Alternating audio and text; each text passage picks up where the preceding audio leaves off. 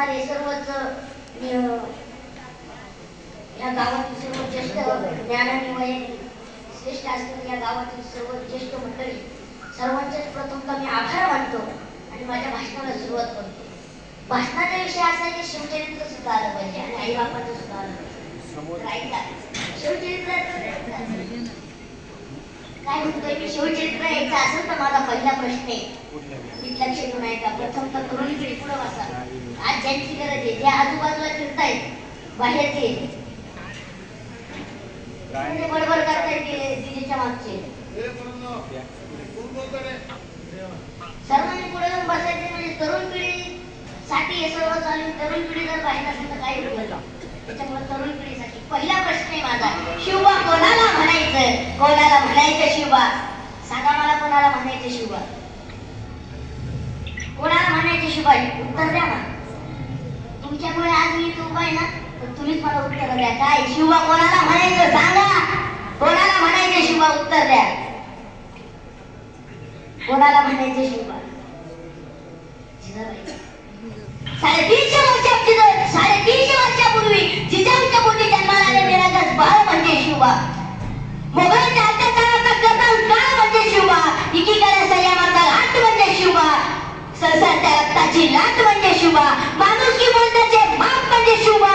तुमचा, आमचा आणि अखंड हिंदुस्थानाचा बाप म्हणजे शिवबा. हा शिवबा आपल्याला जाणून घ्यायचा. पहिलं तर शिवचरित्र घेण्याचे कारण म्हणजे काय माहिती?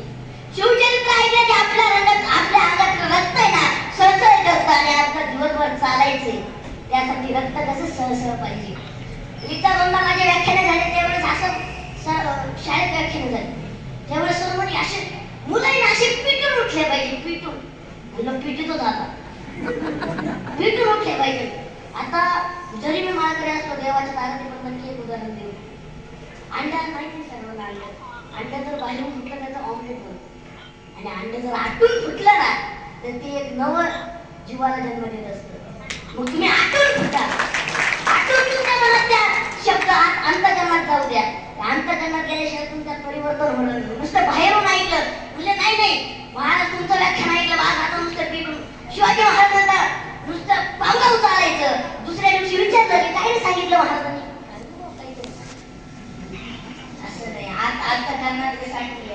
शिवचरित्र घेण्याचं कारण म्हणजे हेच आहे की तरुण पिढी विद्युत उठले पाहिजे आणि त्यांच्या अंतःकरणात बदल झाला पाहिजे, त्यांच्या वागणुकीत परिवर्तन झालं पाहिजे. आणि एक दुसरीकडे आई बापांनी म्हणजे ज्यांनी मला हा विषय दिला, असे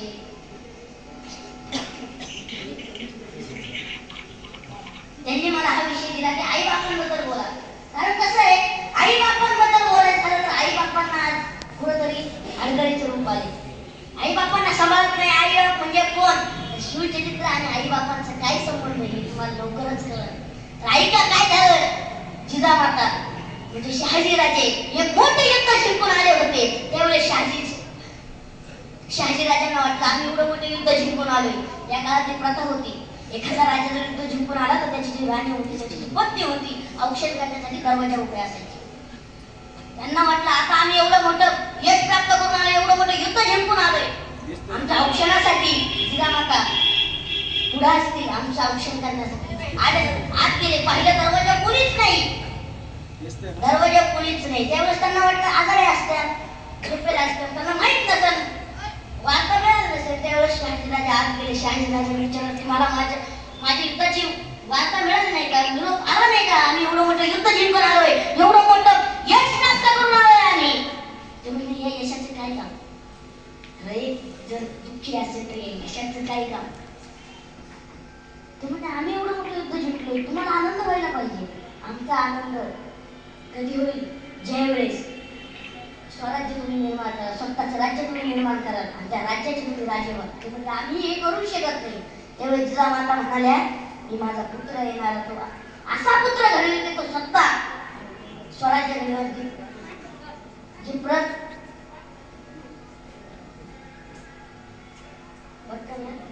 डिस्टर्ब नका, कारण मध्ये मध्ये जे डिस्टर्ब झाला ना ते लिंक तुटते. आपण म्हणतो ती लिंक तुटली नाही पाहिजे. काय का कसं असतं, शिवाजी महाराज घडायच्या आधी शिवाजी महाराजांच्या जन्माचं नियोजन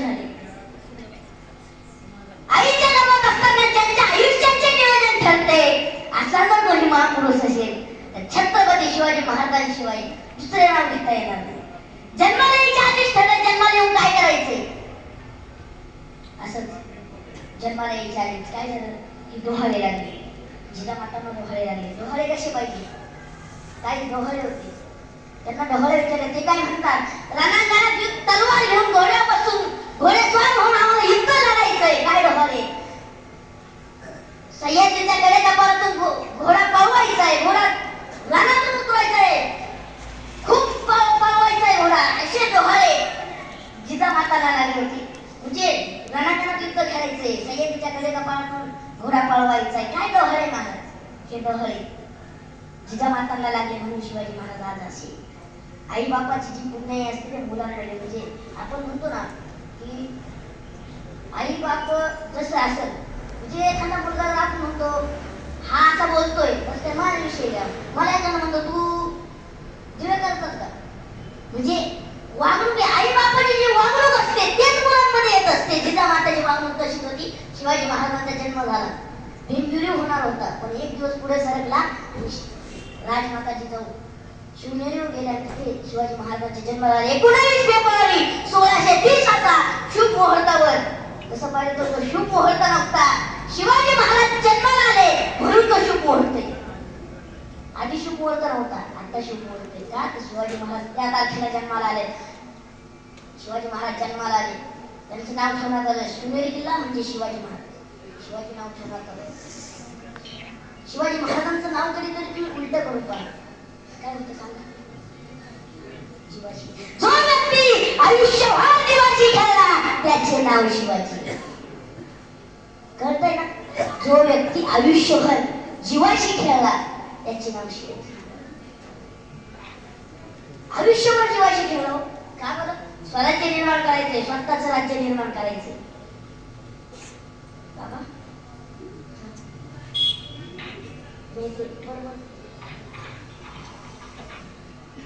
कसं माहिती का, जीवाशी खेळलो. शिवाजी महाराजांचा प्रत्येक प्रसंगात महाराजांचा मृत्यू होता, त्या मृत्यूला सुद्धा शिवाजी महाराजांनी टाळलं. का बरं, तर त्यांच्या आई बापांची पुण्य त्यांच्या मागं, हे लक्षात ठेवा. शिवाजी महाराजांनी एवढे घटप्राण झाले, इतके हल्ले झाले, पण नाही शिवाजी महाराज त्याला दडबडले नाही. का बरं नाही दडबडले, आई बापाची पुण्य त्यांच्या मागे होती, जगदंबा मातेचा आशीर्वाद त्यांच्या पाठीशी होता. काय केलं ते, एवढं जर तुमच्या पाठीमागे असेल ना तर देव सुद्धा तुमच्याकडे झुकतो. आई बापाची सेवा केली, भगवान श्रीकृष्ण पंढरीत आले, विटेवर आहे म्हणून ते विठ्ठल, म्हणजे पांडुरंग सुद्धा त्यांच्या सेवेत, म्हणजे आई बापाच्या सेवेत इतकी पुण्य आहे. आपण आई बापाची सेवा का करत नाही. आई बापाचा काय आहे, काय शब्द आई बाप, म्हणजे आई बाप म्हणजे मिळणं म्हणजे सुद्धा भाग्याचे. काही आई वडील नसतात पण त्याविषयी बोलत नाही, काही आई वडील नसतात पण त्यांना त्याची कदर असते. मला आई वडील नाही असते नाही, खूप काही केलं असतं, आई बाबा खूप काही केलं असतं, खूप काही केलं असतं. आई बापांना त्यांच्या सेवेत झालं असतं. ज्यांना आहे बरोबर, ज्यांना आहे त्याचा कदर नाही. का बरं कदर नाही, त्यांच्यापाशी आहे. आई बाप ज्यावेळेस आपल्याला सोडून जातात त्यावेळेस आपल्याला त्यांची कदर होते. ऐका, एक प्रसंग सांगतो. एका बापाची इच्छा होती माझ्या मुलाने शिकावं, मोठं व्हावा, कोणातरी शिकावा, कोणातरी क्लासवर अधिकारी व्हावा, खूप मोठं व्हावा त्यांनी. मला शिकता आलं नाही, हो मला शिकता आलं नाही, पण माझ्या मुलाला तरी शिकावं. मी या शाळेत शिकलो नाही ना, माझ्या मुलाला त्या शाळेत शिकवणार, त्याला मोठं करणार. आई बापाची इच्छा काय असतं, आई बापाच्या अंतर्गत माझ्या मुलाने शिकावं, मोठं व्हावा, ही इच्छा बापाची होती. वाटत माझ्या मुलाने शिकावा. मुलगा शिकला, बाप स्वतः फाटका बनवल्यावर राहायचा, पण त्याला सूटबूट घेऊन द्यायचा. स्वतः तुटक्या चपली वाचायचा, पण त्याला चांगली चप्पल घेऊन द्यायचा. तर काय इच्छा होती, माझ्या मुलाने शिकावा. बाहेर गेला, आई बापाच्या माया तुटली, बापाची कदर झाली नाही, बापाची माया काय कळली नाही. बाहेर गेला, शिकला, खूप शिकला, इतका शिकला की जिल्ह्याचा जिल्हा अधिकारी झाला. मुलाला वाटलं आता माझं कर्तव्य संपलं, माझा मुलगा जिल्ह्याचा अधिकारी झाला, काय करायचं आता. थोड्या दिवसात त्याचं लग्न झालं. बायको म्हणाली कशाला उगाच आता तुमच्या वडिलांना नाही भेटत. त्यांनी त्या वडिलांना असं वाटतं. बापाची सुद्धा काय, एखादा बाप बोलला असता,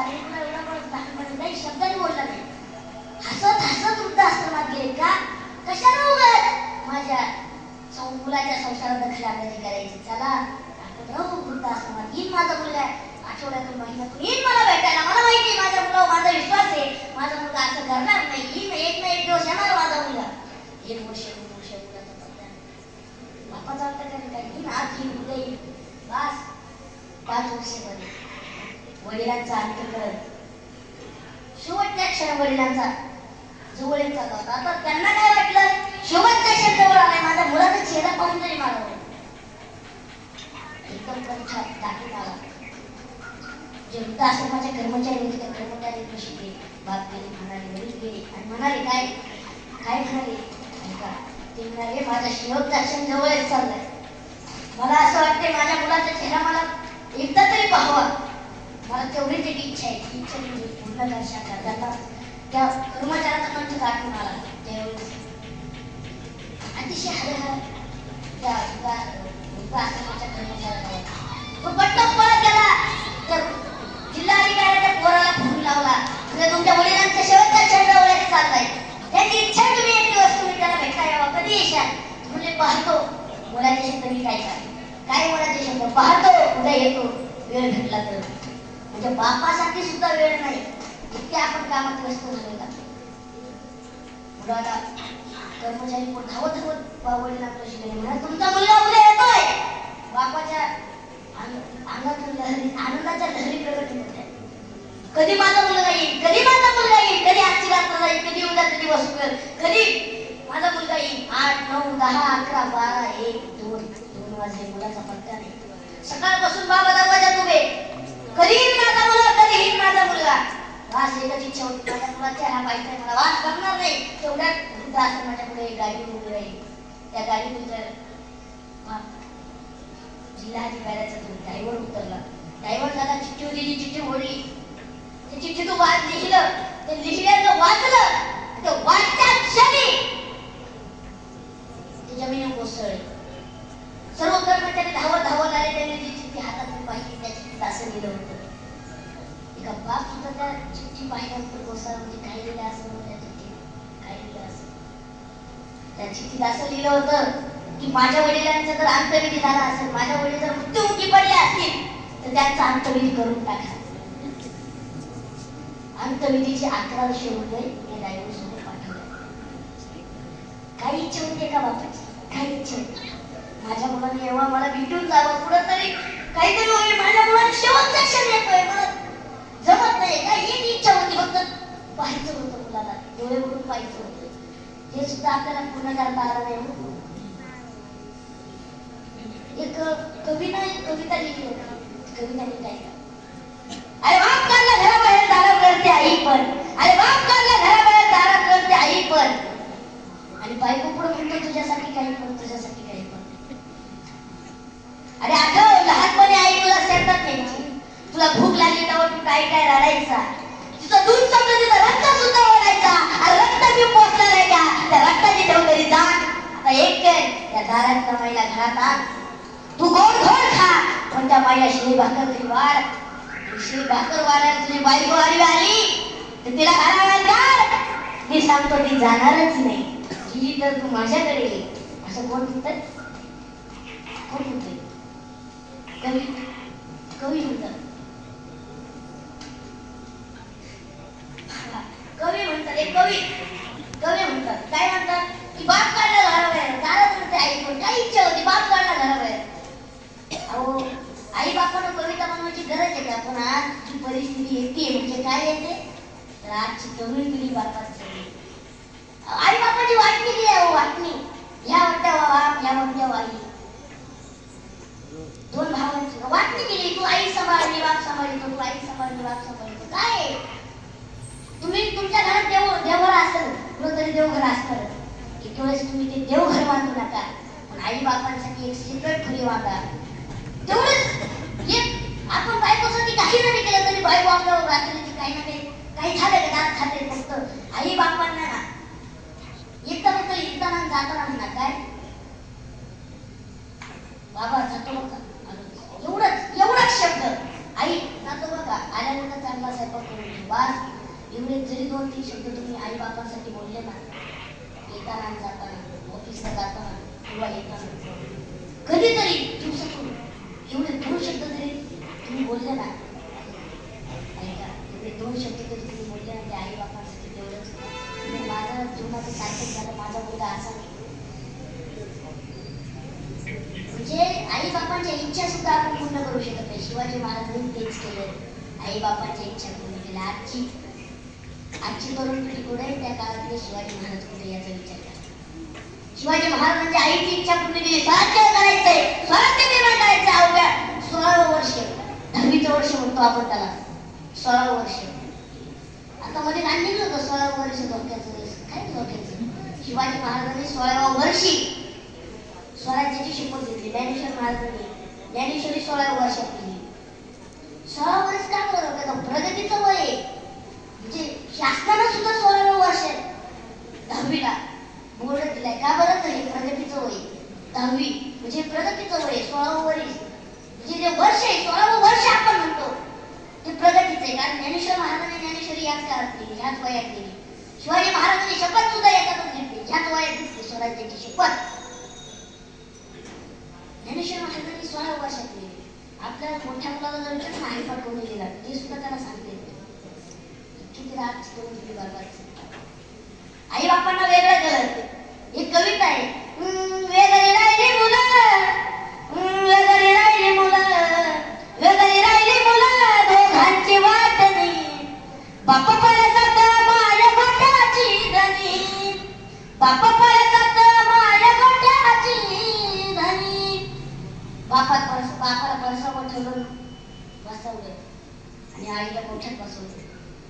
जेव्हा आपण गोठ्यातल्या गाईची आणि घरातल्या माईची कदर करू ना, तेव्हाच कुठेतरी आपण जीवनात यशस्वी होऊ शकतो. त्यामुळे आई बापाची कदर करा. शिवाजी महाराजांनी आई बापाची कदर केली. शिवाजी महाराज लहानपणापासून वाढले, मोठे झाले. आईची शिकवण होती त्यांना लहानपणापासून. ज्यावेळी शिवाजी महाराज जन्माला आले, त्यावेळी शहाजी राजांनी सांगितलं, कर्नाटकमध्ये ढाकले बंधू, शिवाजी महाराज ढाकले बंधू कोण, संभाजी महाराज, ते कर्नाटकमध्ये राज्य स्थापन करते आणि शिवाजी महाराज महाराष्ट्रात राज्य स्थापन करते. ठरलं, मोठा मुलगा तिकडे, लहान मुलगा इकडे. आई इकडं राज्य स्थापन करणार, मदत करणार, तिकडे शहाजी राजे. आईनं लहानपणापासून महाभारताची, श्रीकृष्णाची असे चांगले संस्कार शिवाजी महाराजांना केले होते. सांगितलं, अर्जुनाच्या कथा सांगितल्या, महाभारतातल्या कथा सांगितल्या, रामायणातल्या कथा सांगितल्या. आणि यावरून शिवाजी महाराज घडले. अध्यात्माचा वारसा होता त्यांना. त्यांचे धर्मगुरू तुकोबारायांचे कीर्तन श्रवण करायचे. हे संस्कार लहानपणी त्यांना जिजा मातेने दिले होते. आईचे संस्कार लहानपणीच त्यांना देऊन टाकले. हे संस्कार तू सांभाळ. एवढं हे संस्काराची पेटी जरी तू जपली ना, तरी तो कुठेतरी मोठा होऊ शकतो. तर संस्कार आपले तसे पाहिजे, घरातलं वातावरण तसं पाहिजे. मी नेहमी माझ्या कीर्तनात सांगत असतो की घरात जर शिवाय गायला देत असतील तर मुलगा सुद्धा मोठे शिवाय देणार. घरातलं वातावरण बघा. घरात आई बाप जसं वागतात तसंच मुलगा वागत असतो. त्याचप्रमाणे मुलगा घरात असतो. घरातलं वातावरण सुधरवा, त्या घरातल्या वातावरणात मुलगा सुधरत असतो. खूप काही सांगण्यासारखे. तुम्हाला शिवचरित्र सुद्धा घ्यायचं तर ऐका. शेवटचा दिवस होता, शेवटची राजपद होती शहाजी राजांची, शिवाजी महाराजांची. सर्व काही शस्त्रविद्या त्यांना दिल्या होत्या. संस्कृतची पठण त्यांना करून दिलं होतं. त्या काळाची संस्कृत म्हणजे सगळ्यात सोपी भाषा मानली जायची. म्हणजे संस्कृत त्यांना शिकवली होती. तर त्या काळचे संस्कृत तज्ञ म्हणजे शहाजी राजे. शहाजी राजांनी आपल्या मुलाला काय दिले, म्हणजे शिवाजी महाराजांना काय दिले, एका बापाने मुलाला काय दिले तर ऐका लक्ष देऊ नका. एका बापाने मुलाला काय दिले, एक भगवा झेंडा दिला आणि म्हणले, हा भगवा झेंडा कमी नका समजू. हा भगवा झेंडा अर्जुनाचा रथावर सुद्धा होता. हाच भगवा झेंडा रणांगणात हर हर महादेव म्हणणारा बाबांचा हा झेंडा आहे. विठ्ठल विठ्ठल रामकृष्ण हरी म्हणत जाणाऱ्या वारकऱ्यांचा हा भगवा आहे. हा भगवा साईबाबांचा आहे. तुम्ही याला जपवा. हा जो भगवा तुमच्या स्वराज्यावर धडकला पाहिजे. हाच भगवा.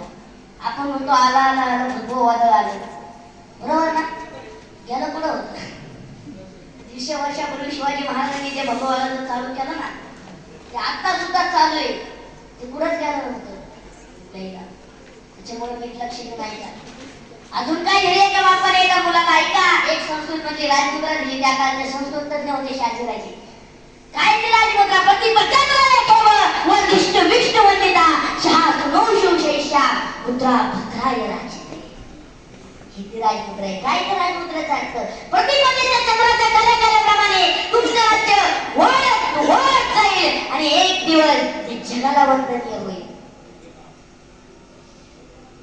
म्हणजे प्रतिपदेच्या चंद्राच्या कला आहे ना, म्हणजे आपण म्हणतो चंद्र वाढला, परत अमावस्या आली, पौर्णिमा आली, चंद्राच्या कला आहे ना, या कलेप्रमाणे तुमचं राज्य वाढत जाईल आणि एक दिवस ते जगाला वंदनीय होईल.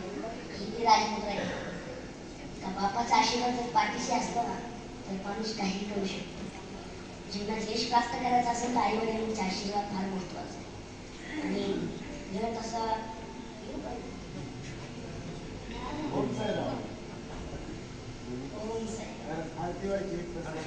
हा ते पुढचं आई बापाचा आशीर्वाद आपल्या पाठीशी असला तर माणूस काही करू शकतो. जीवनात यश प्राप्त करायचं असेल तर आई बापाला सांभाळा. एक आईच्या दृष्टांत सांगतो, म्हणजे बापाचं सांगितलं नाही, आईचं सांगावं. एक आई होती, लहानपणीच त्याचे वडील वारलेले होते, पण मग आईने त्याला कधी कमतरता पडून दिली नाही. लहानपणापासून लाडात वाढलेला.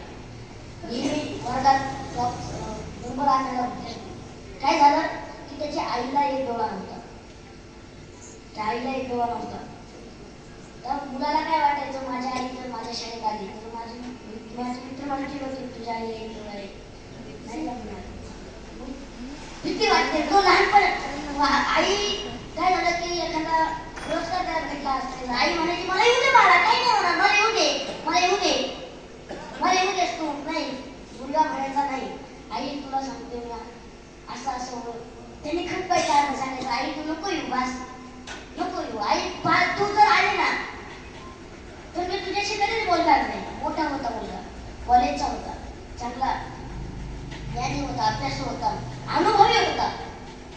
पण आईची काय इच्छा आहे, माझ्या मुलाचा सत्कार तरी पाहावा. आता आईची इच्छा म्हणजे ती काय पूर्ण करू शकत. आईची इच्छा होती माझ्या मुलाचा सत्कार एकदा चेहऱ्याने पाहावा.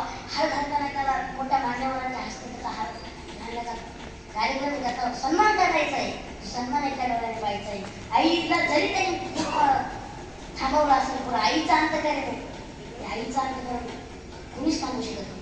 त्याच्यामुळे सत्कार चालू होता. सत्काराच्या तो मुलाने स्टेज वगैरे सर्व काही सत्कार झाला आणि येत असताना ती आई ग्राउंडच्या बाहेर उभी होती. सर्व काही पाहत होते. तिच्या डोळ्यातून आनंदाच्या अश्रू वाटत होतं माझ्या मारी. तो खूप रागवला. माझी आईला मी सांगितलं होतं नको येऊ नको येऊ, पण नाही ऐकलं.